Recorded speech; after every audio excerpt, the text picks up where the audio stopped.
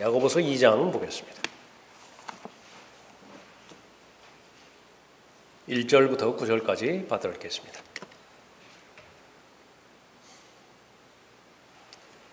나의 형제들아, 영광의 주 곧 우리 주 예수 그리스도의 믿음을 사람들의 외모로 취하지 말라.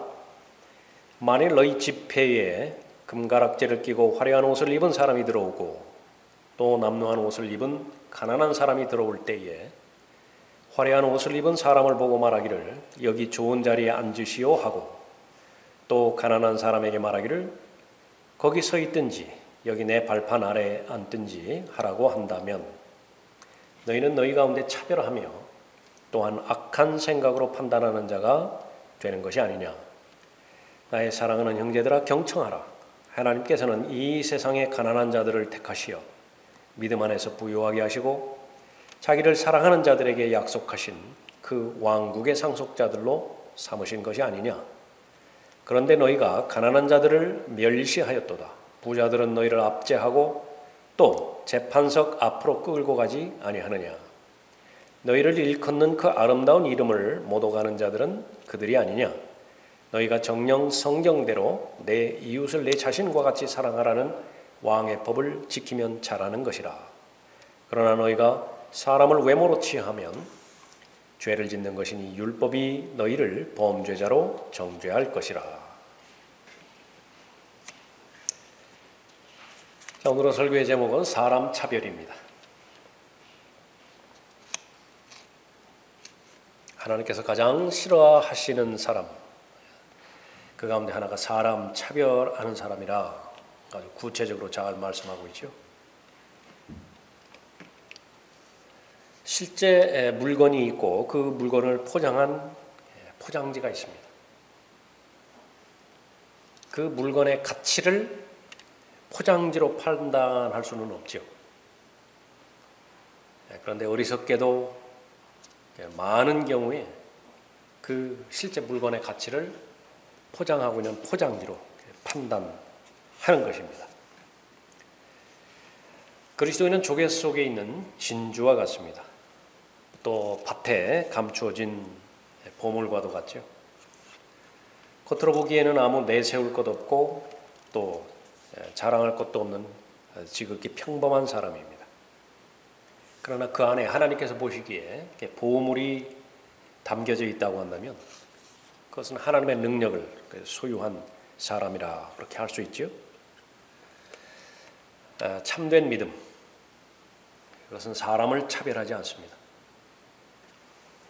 세상은 어떻습니까? 이러한 구별, 차별의 연속이죠.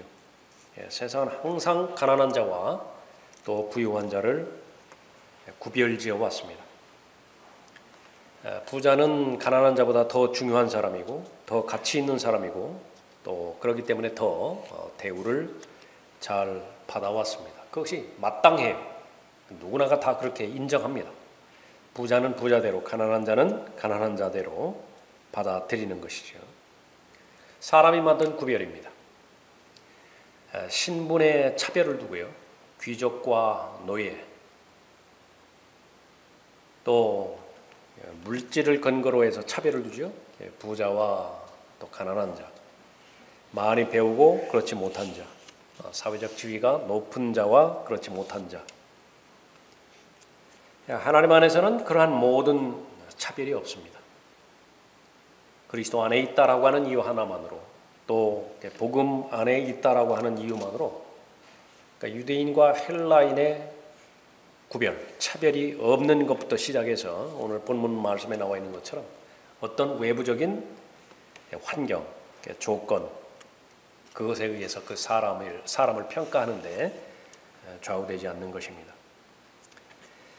이 1장에서 이미 부유한 자와 가난한 자에 대해서 그 하나님과의 맺어진 관계를 강조를 했죠. 1장 9절에 보면 낮은 형제는 자기의 높여짐을 기뻐하고 부한 형제는 자기의 낮추어짐을 기뻐할지니 이는 그가 풀의 꽃처럼 시들어질 것이기 때문이라. 부한 상태에 있든 가난한 상태에 있든 그것이 물질로 이루어진 세상에서는 한계가 있습니다. 그러나 그 부유한 형제 안에도 또 가난한 형제 안에도 예수 그리스도의 영원한 생명이 있다라고 한다면 그것은 영원히 변하지 않는 것이죠. 다 존귀하다라고 하는 사실입니다.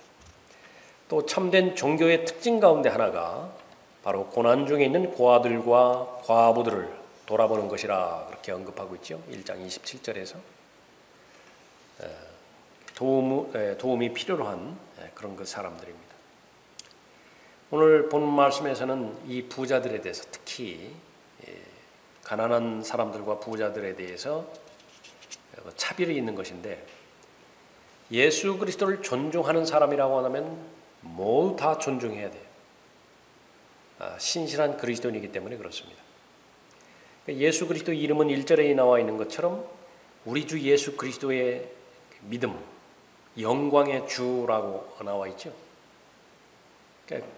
고귀한 이름이고 또 영광스러운 이름인 것인데 이 부유한 자들이 7절에 보면 너희를 일컫는 그 아름다운 이름을 모독하는 자들은 그들이 아니냐 그렇게 말했을 때에 부자들이 이 하나님의 이름을 예수 그리스도 이름을 모독한다고 대놓고 모독하지는 않는다 하더라도 예수 그리스도를 존중하지 않고 또 영적인 진리에 대해서 거의 관심이 없다고 한다면 무슨 이유로 인해서 그러한 부자들을 존중하느냐 책망의 그런 어조가 담겨있는 부분입니다. 예수 그리스도에서 거의 관심도 없고 더 나아가서 적극적으로 진리를 모독하는 부자들을 존중한다고 한다면 그 이유는 하나밖에 없어요. 그것은 무엇이냐 그러면 이 세상의 물질을 추구한다라고 하는 이유입니다. 돈을 사랑하는 것이죠.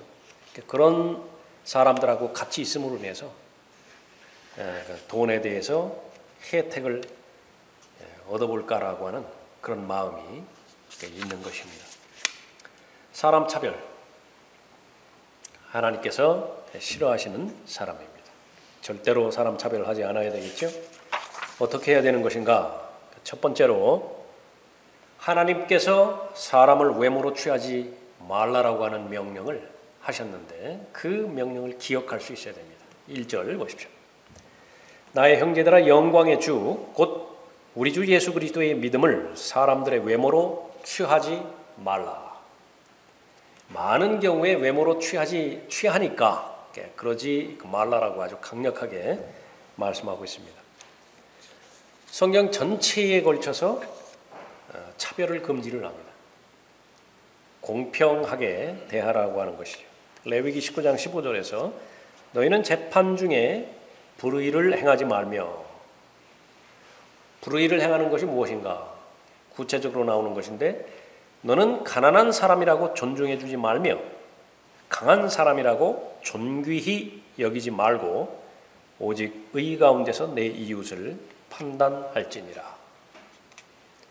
물질이 많고 적고 그 부분으로 인해서 불이익을 받아서는 안 된다라고 하는 내용이죠. 또 같은 맥락에서 신명기 1장 16절에서 너희는 재판에서 사람들의 외모를 존중하지 말 것이며 큰 자뿐만 아니라 작은 자의 말도 듣고 사람의 낯을 두려워할지니 재판은 하나님의 일이니라. 하나님의 관점에서 판단해야 될 의무가 있는 사람이 재판관이죠. 지도자들이죠. 그런데 이 하나님의 관점에서 벗어나면 자신의 관점에서 판단할 수밖에 없는 것인데 사람은 자유롭지 못합니다. 편견으로부터 자유롭지 못하고 또 사람을 외모로 취하는 그 약한 부분으로부터 자유롭지 못한 것이죠. 그렇기 때문에 더욱더 하나님께서 큰 일을 맡겨주신 사람일수록 반드시 곁에 율법책을 두라고 명령하는 것이죠. 왕의 경우는 더 말할 것도 없어요. 하나님의 말씀이 기준이 되어서 사람을 판단하라 그렇게 언급하고 있습니다. 말라키 2장 9절에서 그러므로 너희가 내 길을 따라 지키지 아니하고 율법을 편파적으로 지켰던 것처럼 나도 너희를 온 백성 앞에서 멸시받고 천대받게 하리라. 하나님의 말씀을 읽고 묵상하고 또 암송하는 것이 의미가 있기 위해서는요, 이 하나님의 말씀을 존중해야 되는데, 사람의 한계 가운데 하나는 이 하나님의 말씀보다 자신의 생각을 더 위에 두면서 성경을 읽을 수 있어요. 그 대표적인 것이 말라기 2장 9절에서 언급된 것처럼 자기 취향과 기호에 맞는 것들만 읽어나가는 거예요. 다른 것들은 다 건너뛰어요. 설교도 마찬가지예요. 듣고 싶은 것만 들어요. 별로 관심 없는 것은 그냥 다 지나쳐버리는 것입니다. 그것은 하나님을 무시하는 것이고, 그 결과 아무리 성경 지식을 많이 가지고 있다 하더라도 그것은 차별할 수밖에 없어요. 왜냐하면 자신의 유익에 맞게 그때그때 하나님의 말씀을 이용하는 대상으로 하나님의 말씀을 제한시키기 때문에 그런 것이죠. 디모데전서 5장 21절에서 내가 하나님과 주 예수 그리스도의 택함 받은 천사들 앞에서 내게 부탁하노니 너는 편견 없이 이것들을 지켜 아무 일도 편파적으로 하지 말라.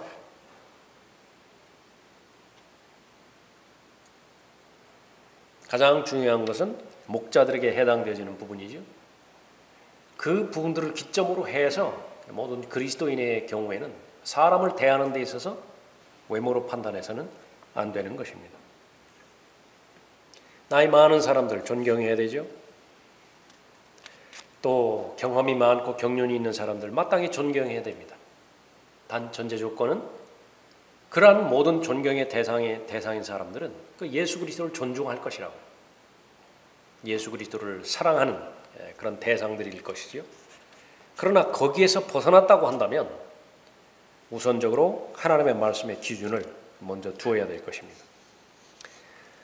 사람은 정이 있기 때문에 감정에 종속되어 있죠. 가까운 사람은 가깝게 끌릴 수밖에 없어요.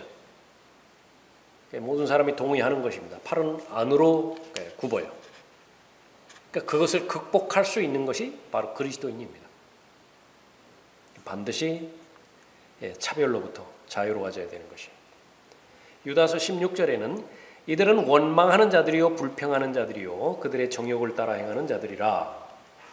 배교자들을 말하는 것이고 마지막 날들의 믿음을 저버린 자들을 말하는 것인데, 그 특징 가운데 하나는 무엇인가? 사람 차별한다.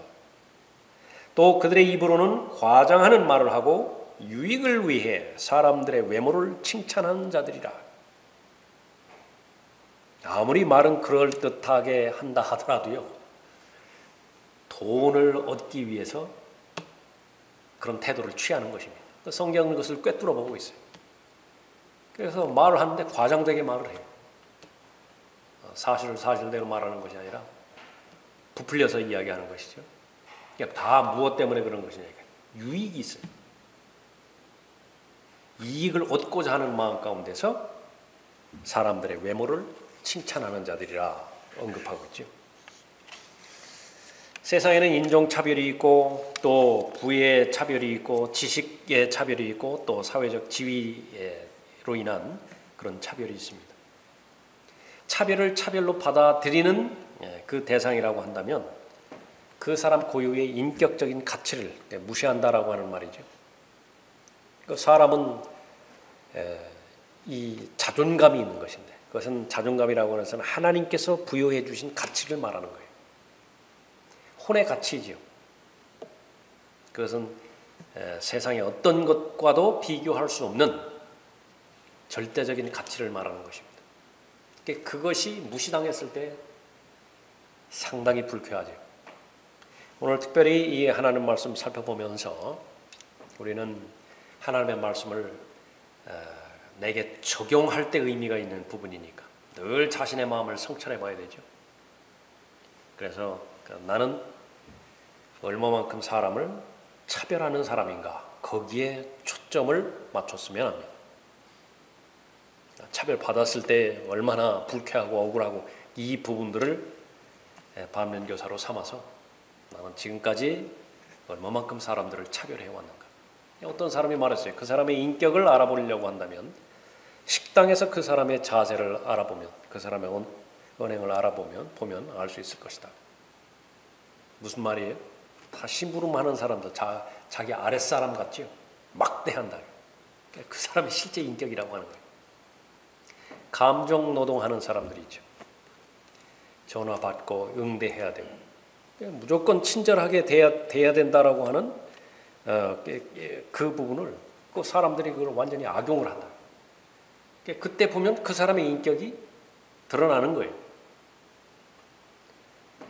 얼마만큼 내 자신이 이렇게 이 사람들을 외모로 취하고 또 차별을 하는 것인지 또 하나님의 말씀을 통해서 지금까지 갖추어졌던 인격이라고 한다면 더 확신 있게 그런 그 인격의 열매를 잘 맺어야 될 것이고요. 부족한 부분이 있다라고 한다면 이 부분들은 반드시 바로 잡아야 됩니다. 왜냐하면 하나님께서 가장 중요하게 여기시는 것이 뭐냐? 역시 마찬가지로 하나님께서 외모로 취하지 않으세요.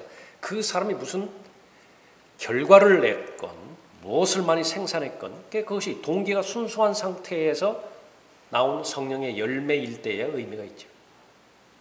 여기처럼 본문에서 있는 것처럼 사람을 외모로 취한다고 한다면 그것은 의미가 없는 것입니다.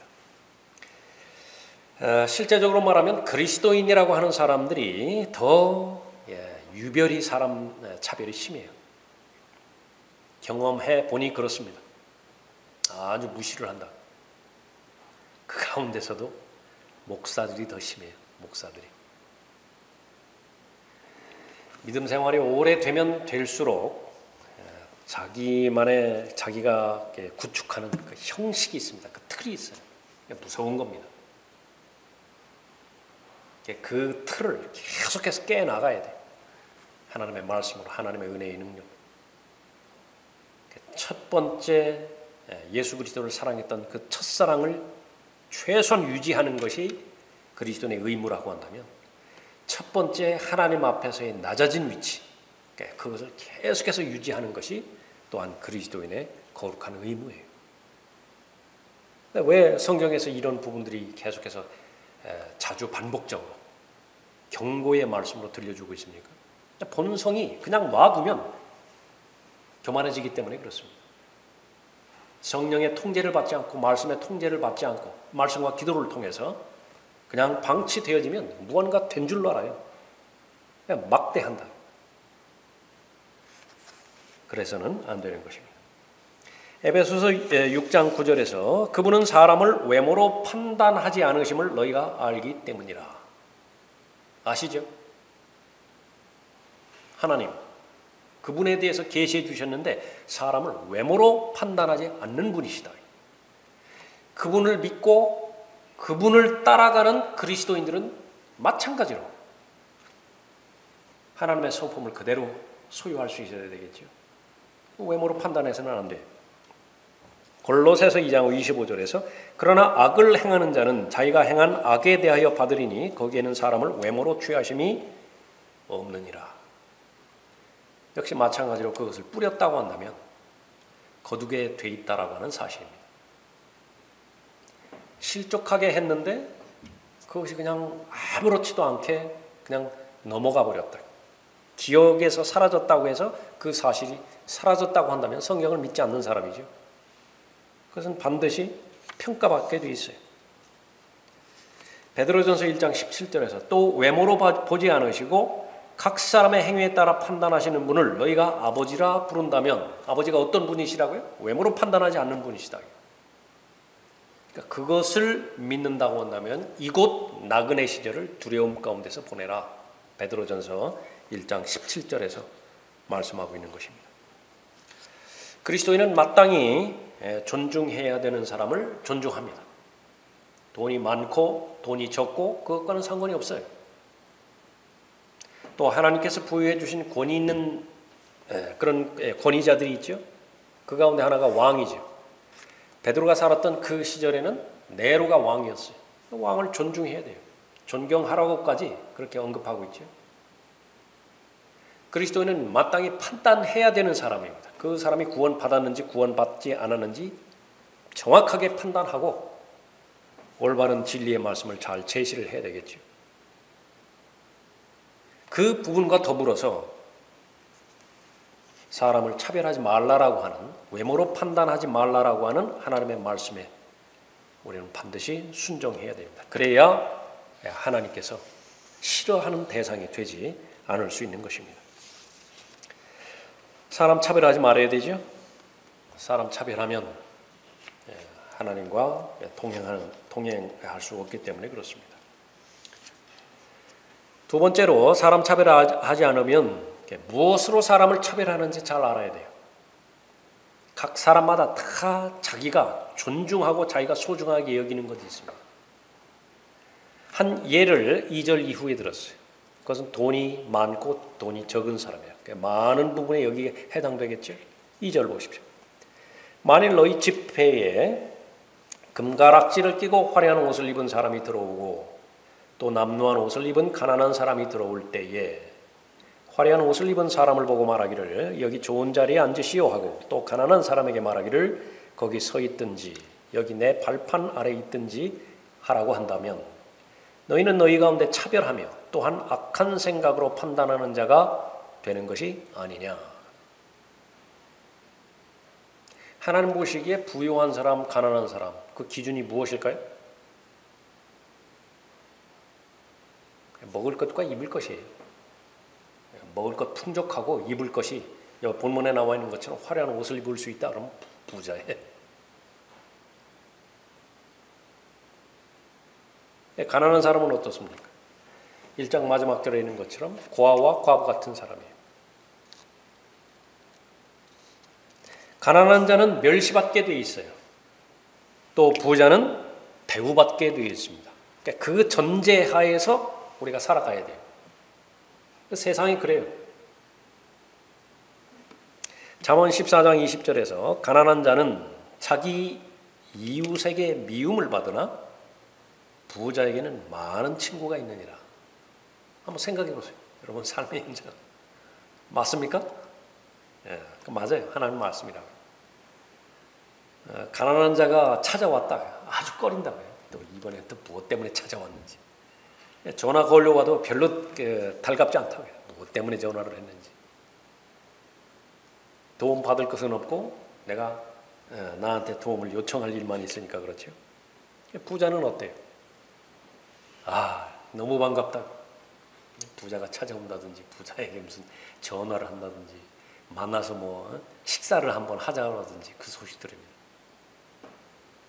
잠언 19장 7절에서 가난한 자는 그의 모든 형제들에게도 미움을 받거늘 하물며 그의 친구들이야 얼마나 더 멀리 하겠느냐. 그가 쫓아가며 사정할지라도 그들은 그에게서 떠나가느니라. 얼마나 무서운 현실입니까? 같은 어머니 같은 아버지를 둔 형제들이라 하더라도요. 잘 사는 형제 있고 못 사는 형제 있을 거 아니겠어요? 차별이 극명한 거예요.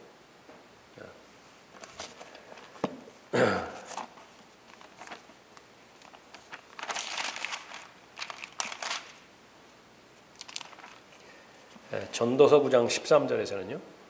잘 들어보십시오. 아주 재미있는 내용이 전도서에서도 기록이 되어 있어요.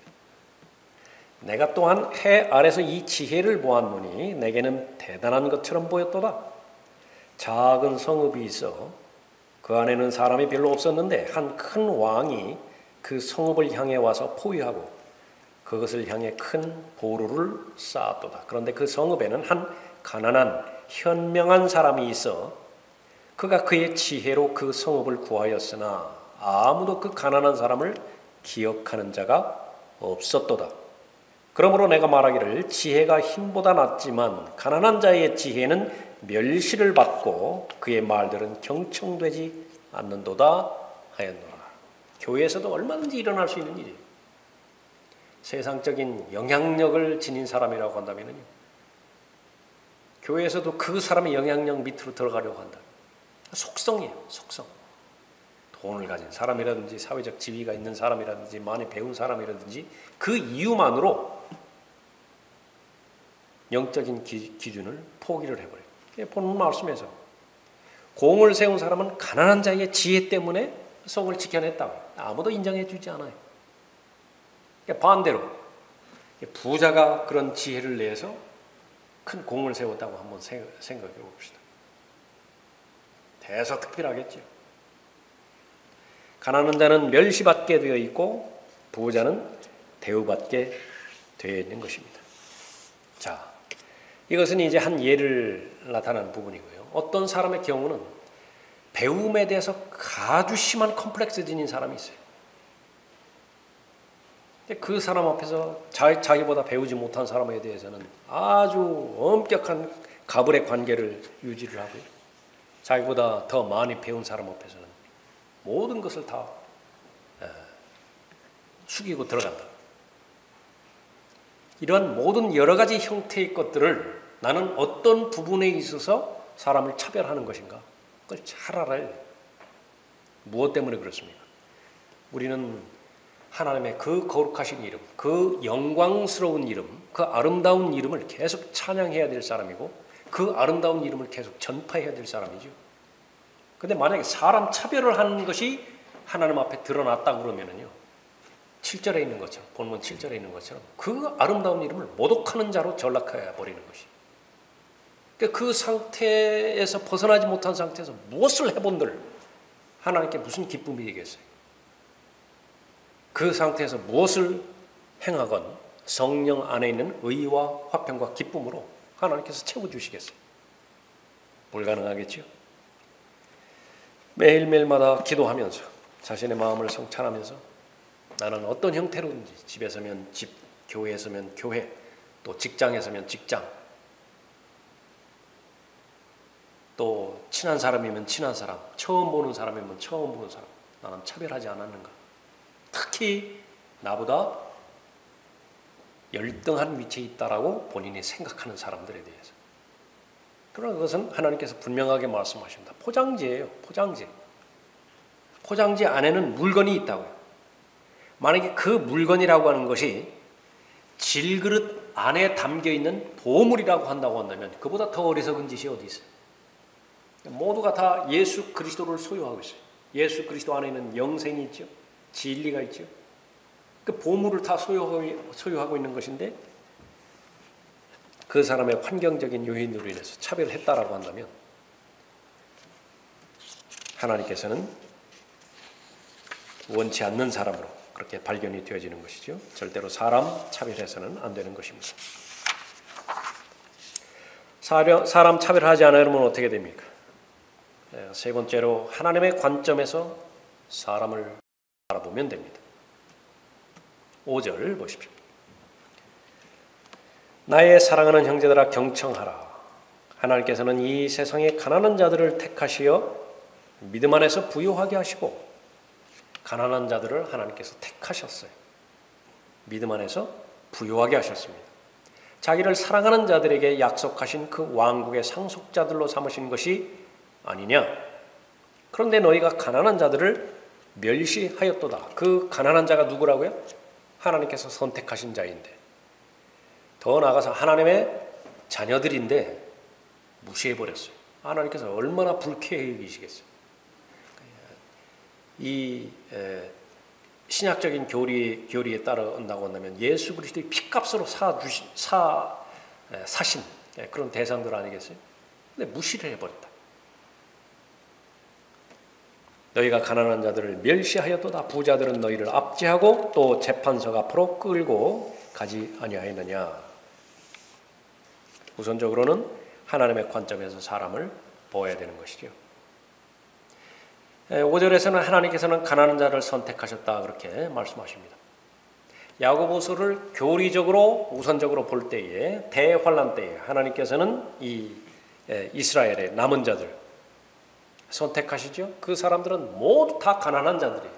짐승의 표를 받지 않고 또 짐승에게 형상에 의해 절하지 않기 때문에. 그러면 모든 경제 행위 자체가 단절이 돼버리는 거예요.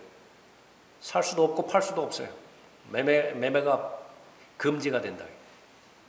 그러니까 수입이 없죠. 그러면 그때는 바로 하루 세 끼 먹을 일용할 양식을 초자연적인 방법으로 위로부터 하나님께서 주셔야만 그날을 먹을 것을 유지해 나가는 것이죠.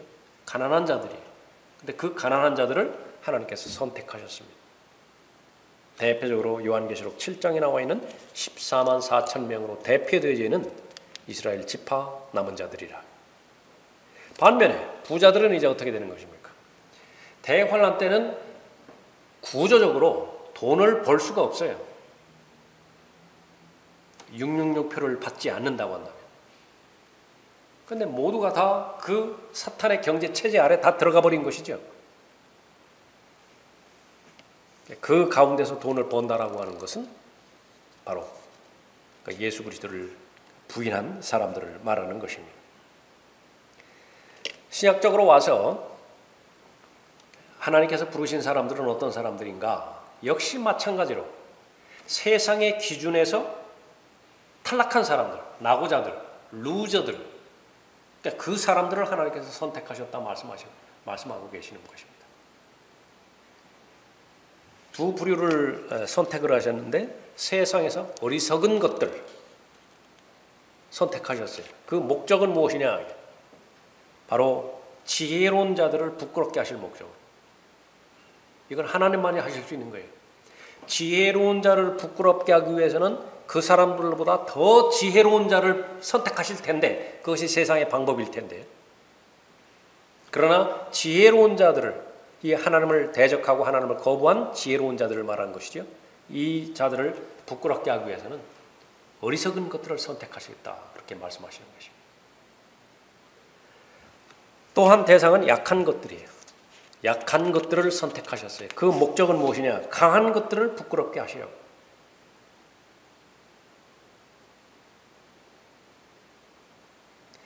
헬라 사람들은 제일 우상으로 삼는 것이 지혜였죠. 지혜로운 자라고요. 로마 사람들은 가장 우상으로 삼는 것이 강함이라고요. 강력함이에요. 로마를 무너뜨리기 위해서는 로마가 가지고 있는 능력보다 더 강한 능력을 통해서 무너뜨리는 것이 상식일 것이고, 헬라인들을 굴복시키기 위해서는 헬라인들이 가지고 있는 지혜보다 더 탁월한 지혜를 하나님께서 허용하심으로 인해서 하나님의 뜻을 이루어 가실 텐데 정반대예요. 고린도전서 1장 26절부터 29절까지 나와 있는 그 부분이죠. 결론은 무엇입니까? 아무 육체라도 그분의 면전에서 자랑하지 못하게 되리라. 이스라엘을 선택하신 이유 하나죠. 가장 연약한 민족이기 때문에 이스라엘을 선택한 거예요. 그러니까 무엇 때문에? 나중에 우리 힘으로 했다, 이 말 하지 못하도록. 하나님의 관점에서 사람을 볼 때에 차별로부터 자유로워질 수 있는 것입니다. 부자들은 믿는 자들을 압제한다고 6절에서 언급하고 있죠. 이 부분들은 예수님 당시에 그 속성이기도 합니다. 마태복음 19장에서 부자 청년 관원이 왔죠. 탐심에 대해서 지적해 주시면서 이 돈을 사랑하는 것이 얼마나 구원받는 데 있어서 걸림돌이 되어지는 것인가. 부자가 천국에 들어가는 것과 낙타가 바늘게 통과하는 것, 그것을 비유적으로 말씀해 주신 것입니다. 누가복음 12장에서 어리석은 부자의 비유를 또 말씀해 주셨죠. 하늘에 보물을 쌓는 것, 하나님에 대하여 부유한 사람, 그 사람이 진정으로 부유한 사람인 것인데 하나님의 관점에서 보지 못하는 한 그것은 불가능해요. 복받은 사람은 어떤 사람이냐? 그래서 하나님의 관점에서 이 세상을 바라보고, 세계관이죠. 하나님의 관점에서 돈을 바라보고, 물질관이죠. 그렇게 된다면 하나님의 관점에서 세상을 바라볼 때 세상의 풍조로부터 자유로운 사람이 되고요. 반복해서 우리가 살펴본 그 부분이지만 세상과 다르게 산다고 해서 두려워하지 않는 것입니다. 겁먹지 않아요. 하나님께서 허락해 주시는 물질관을 소유한 사람, 진정한 청직이지요. 이건 맡겨주신 거예요. 내 소유가 절대로 아니라. 세상에 그것보다 마음 편한 것이 어디 있겠어요. 그러나 계속해서 말씀과 성령의 인도함을 받지 못한다고 한다면 다시 바뀌어지는 거예요. 옛 본성으로 가는 거예요. 자기중심적으로 돌아가서 내가 주인이라고 생각하는 것입니다. 시간도 내 거, 물질도 내 거. 그러니까 이 세상 내 기준대로 살겠다라고 하는 것입니다. 다만 표현만 그렇게 하지 않아요. 그러나 마음속에서는 하나님의 관점에서 멀어진 결과 자기중심적으로 들어가죠. 그 사람은 차별할 수밖에 없어요. 그러니까 돈 많은 사람 달리 본다고, 돈 없는 사람 무시하고 멸시한다고, 그 사람 마음 가운데서. 나는 얼마든지 편견을 가질 수 있음을 인식할 수 있어야 되는 것입니다. 사람은 객관적 진실을 인지할 수 있는 것인가? 객관적 진실, 있는 그대로의 진실, 그것을 인지할 수 있는 것인가? 철학에서 말하는 주제이기도 합니다. 그 전에는 시험을 보면은요, 요즘은 그렇지 않은 것으로 알고 있는데 그 시험지에 답을 직접 적어가지고 시험지 자체로 제출을 해요. 그러니까 나중에 시험 끝난 다음에 틀렸는지 맞았는지 그걸 이제 기억하고 있어야 되죠. 무슨 답을 적었는지. 어떤 학생이 먼저 시험을 마치고 공부를 이제 시험을 다 끝냈어요. 여유 시간이 있으니까 귀퉁이에다가 1번, 2번 이렇게 답을 적은 거예요. 나중에 이제 쉬는 시간에 맞춰보려고. 그래서 그걸 쭉 귀퉁이로 오렸어요. 손으로 찢었어요. 그리고 나서 아무 생각 없이 시험지를 제출했습니다. 감독한 선생님으로부터 호출이 있었어요. 교무실로 끌려갔죠. 찢어놓은 거 내놓으라고. 어디 있느냐고. 그 주머니에 꺼내가지고 내놓았더니 내 마음은 알겠다고. 야, 뒤에 있는 애한테 그거 보여주려고 하는 것인데 그게 잘하는 것이냐고. 얼마나 억울해요? 아, 그거 아니라고. 이놈이 고집부리네. 나중에 그러더니 그것이 호통으로 이어지고 말을 하면 할수록 더 이제 올가매지게 되는 거예요. 다시 한번 질문을 하는 것입니다. 인간은 객관적인 진실을 인지할 수 있는 것인가? 이 상태에서는 불가능해요. 어떤 사람이 아주 극악무도한 범죄자라고 의심이 돼서 지금 신문을 닫고 있는 것인데 그것이 결론이 나기 전까지는요, 무죄 추정의 원칙을 지켜내야 돼요. 판사도 자유롭지 못한다고 합니다. 검사 역시 마찬가지인 거예요. 뻔히 보이는 거예요. 그러나 적지 않은 경우에 합리적인 의심을 받을 만한 그런 대상임에도 불구하고 나중에 가서 그것이 뒤바뀌는 경우가 적지 않다라고 하는 것이에요. 영적인 그리스도인, 무엇보다도 소중한 것이 동기죠. 어떤 동기에서 그 일을 하였는가? 어떤 동기에서 그 일을 하지 않았는가? 여러분들은 한두 번씩, 적다면 한두 번이고요. 많이 경험을 했을 거예요. 사실을 사실대로 이야기하려고 하는데 말하면 할수록 더 오해를 받아요. 자기 변명으로 더 나을 것 같다고. 그때 하나님 신뢰할 수 있어야 됩니다. 고린도전서 4장 5절에 있는 것처럼 어차피 아무리 숨겨져 있는 사실이든 가려져 있는 것이든 그것은 드러나게 돼 있어요. 다만 사람은 급하니까 지금 그것이 밝혀지기를 바라는 것이죠. 사람 차별로부터 자유로워지기 위해서는요, 여러분 그 관점에서 틀림없이 저 사람은 100% 잘못했다, 그렇게 판단되어지는 부분이라 하더라도 기도하셔야 돼요. 과연 그런 것인가? 그렇게 해도, 그 다음에 그렇게 해도 믿지 않는다라고 하는 것이에요. 그것이 바로 함부로 판단하지 말라는 것입니다. 함부로 판단하지 말라라고 성경에서는 여러 번 경고하고 있어요. 그러므로 이 사람아, 판단하는 내가 누구일지라도 변명하지 못할 것은 내가 다른 사람을 판단하는 것으로 내 스스로를 정죄함이니 이는 판단하는 내가 똑같은 일들을 하기 때문이라. 청문회 때마다 보는 부분이지만 국회의원이 청문회 이제 대상인 경우야 아주 그거 재미있죠. 자기가 검증하는 그 자리에 있을 때는 그렇게 추상같이 배우자에 대해서 자녀들에 대해서 그렇게 낱낱이 캐는데 이제 자기가 그 자리에 앉는 거예요. 아주 보는 사람이 민망할 정도다. 민망할 정도. 그건 뭐 세상 사람들이야 세상 사람들이 일이라 그렇게 친다 하더라도 적어도 그리스도인의 입장에서 판단하는 부분에 있어서 이것은 진리냐 비진리냐 그 판단하는 것이 아니죠. 성경에서 규정짓지 않는 애매한 일들이에요. 얼마나 많아요 그런 일들이. 그런 일들에 있어서는 심사숙고해야 된다라고 하는 사실을 알아야 되는 것입니다. 그런즉 우리가 더 이상 서로를 판단하지 말고 도리어 형제들 앞에 거치는 것이나 방해물을 놓지 아니하였는지 판단해야 하리라 언급하고 있습니다. 성경에서 명확하게 설명해 주는 것은 그대로 판단해야 돼요. 그러나 명확하게 판단하지 않는 부분이 있다고 한다면 그 일에 있어서 판단할 때는 심사숙고해야 되는 것입니다. 혼의 관점에서 사람을 바라보는 것, 그것은 아주 잘하는 것입니다. 하나님의 관점에서 바라보는 것은 각 사람을, 판단하는 사람을 또 상대하는 사람을 혼의 관점에서 바라보는 것이.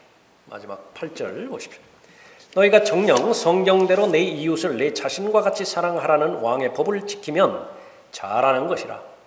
그러나 너희가 사람을 외모로 취하면 죄를 짓는 것이니 율법이 너희를 범죄자로 정죄할 것이라. 사람 차별, 하나님께서 아주 싫어하는 영역이십니다. 하나님도 차별하지 않으세요.